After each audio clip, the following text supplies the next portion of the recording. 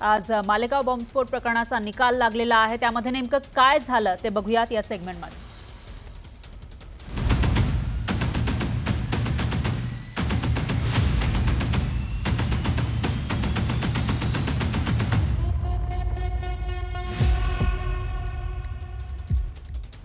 महाराष्ट्रासह संपूर्ण देशाचं लक्ष लागून राहिलेल्या 2008 मधील प्रकरणामध्ये सर्व आरोपींची निर्दोष सुटका करण्यात आली आहे। भाजपच्या माजी खासदार साध्वी प्रज्ञा सिंग ठाकूर, लेफ्टनंट कर्नल प्रसाद पुरोहित, निवृत्त मेजर उमेश उपाध्याय, अजय राहिरकर, सुधाकर द्विवेदी, समीर कुलकर्णी, सुधाकर चतुर्वेदी या 7ही आरोपींची सुटका झाली आहे। तर निर्दोष मुक्त झालेल्या सर्वांनीच 17 वर्षांनी पुनर्जन्म झाल्याच्या भावना व्यक्त केल्या। समीर कुलकर्णी यांना कोर्टातच अश्रू अनावर झाले। साध्वी प्रज्ञा सिंग यांच्यासह कर्नल प्रसाद पुरोहित, मेजर रमेश उपाध्याय यांच्यासह अनेकांवर या प्रकरणी आरोप लावण्यात आले होते। या बॉम्बस्फोट प्रकरणाच्या निकालाकडे सर्वांचं लक्ष लागलेलं होतं। कोणताही अनुचित प्रकार घडू नये म्हणून न्यायालयाच्या परिसरामध्ये कडेकोट बंदोबस्त तैनात करण्यात आला होता। दरम्यान आता कोर्टानं सर्व आरोपींची निर्दोष मुक्तता केलेली आहे। सर्व आरोपींची निर्दोष मुक्तता करण्यात आली आणि त्यानंतर अनेक आरोपींना अश्रू अनावर या ठिकाणी माफ करा जे निर्दोष सुटलेले आहेत त्यांना अश्रू अनावर झाल्याचं पाहायला मिळालं आहे। मालेगाव बॉम्बस्फोट प्रकरणामध्ये 17 वर्ष हा खटला चालला आणि त्यानंतर मागील काही महिन्यांपूर्वी हा निकाल राखून ठेवलेला होता। त्या निकालाचं वाचन आज झालेलं आहे आणि हा निकाल देताना न्यायालयानं या सर्व आरोपींची निर्दोष मुक्तता केली आहे।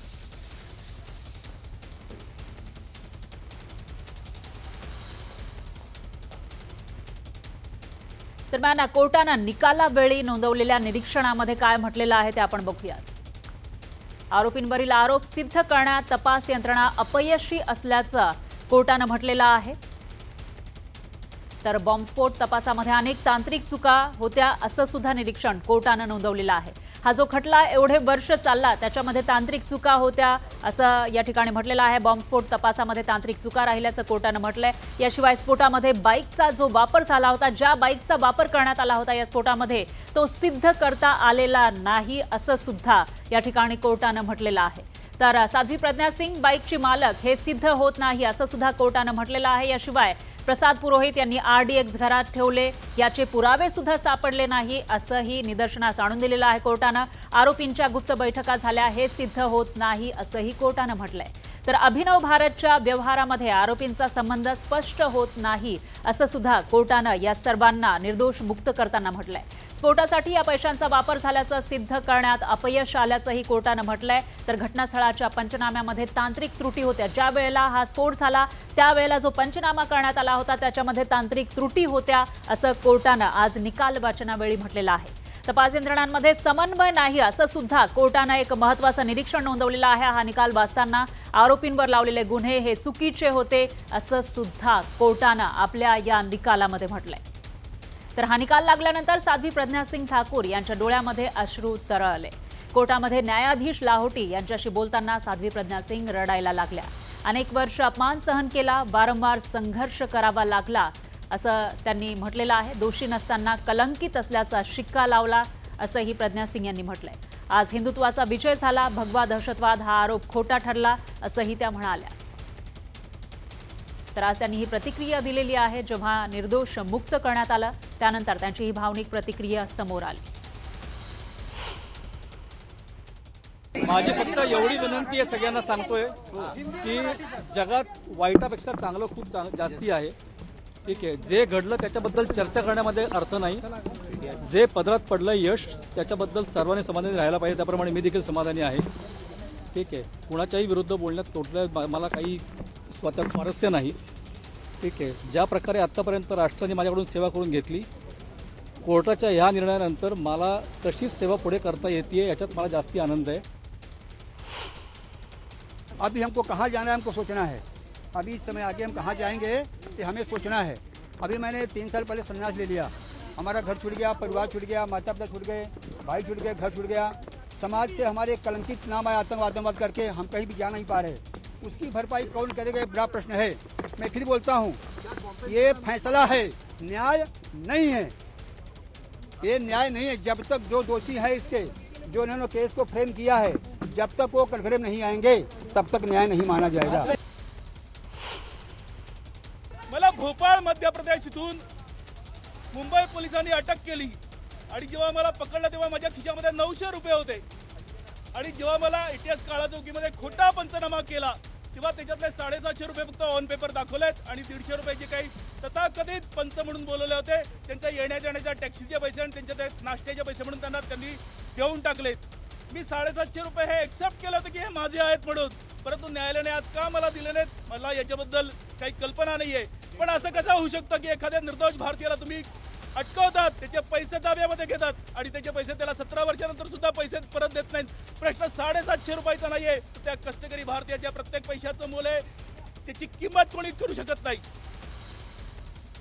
तर आज कोर्टाचा निकाल आल्यानंतर सत्ताधारी आणि विरोधकांमध्ये आरोपांच्या फैरी झडल्या. निवडणुकीमध्ये अल्पसंख्याकांचं लांगुल चालन करण्याकरता हिंदू आतंकवाद आहे, भगवा आतंकवाद आहे, अशा प्रकारचा जो प्रचार आणि प्रसार केला होता तो आज किती खोटा होता हे उघड झालेलं आहे. ज्या प्रकारे षडयंत्र रचून भगवा आतंकवाद दाखवण्याचा काँग्रेसने आणि UPAने प्रयत्न केला तो किती खोटा होता हे कोर्टाने पुराव्यादिशी आज सांगितलेलं आहे.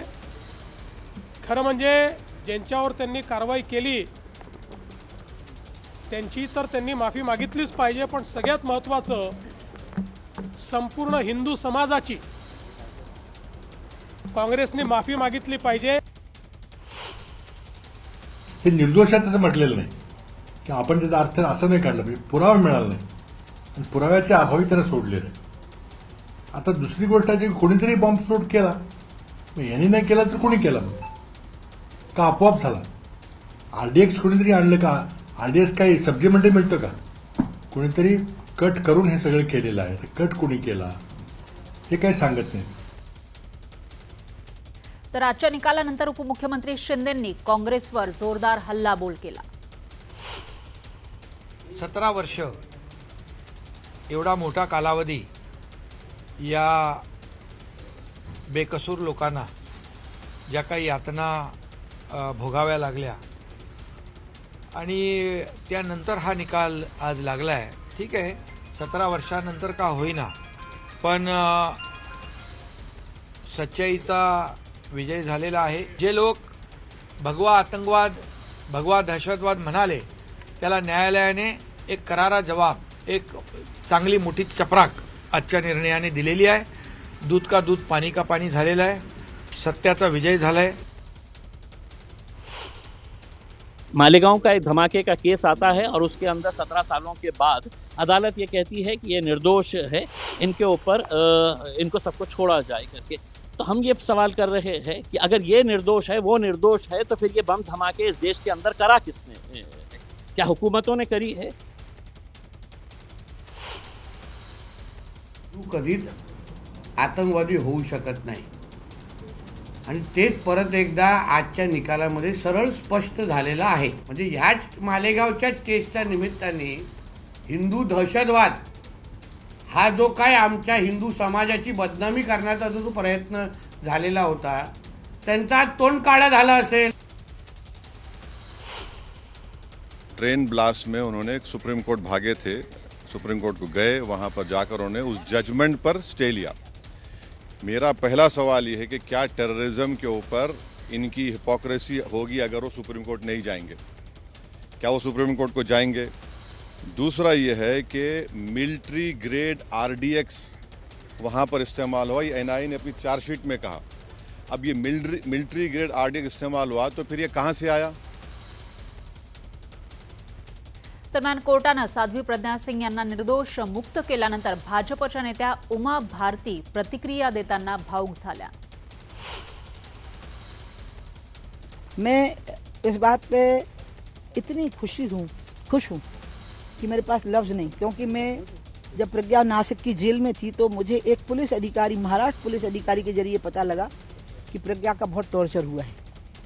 कोई प्रज्ञा से मिलने नहीं जाता था. तब मैं प्रज्ञा को मिलने गई हूँ नासिक की जेल में, और जब प्रज्ञा मिली तो मैं फूट फूट के रोई. मैं उसके लिए कुछ लिए भी नहीं गई, वो मेरे लिए माला रखे हुए थी.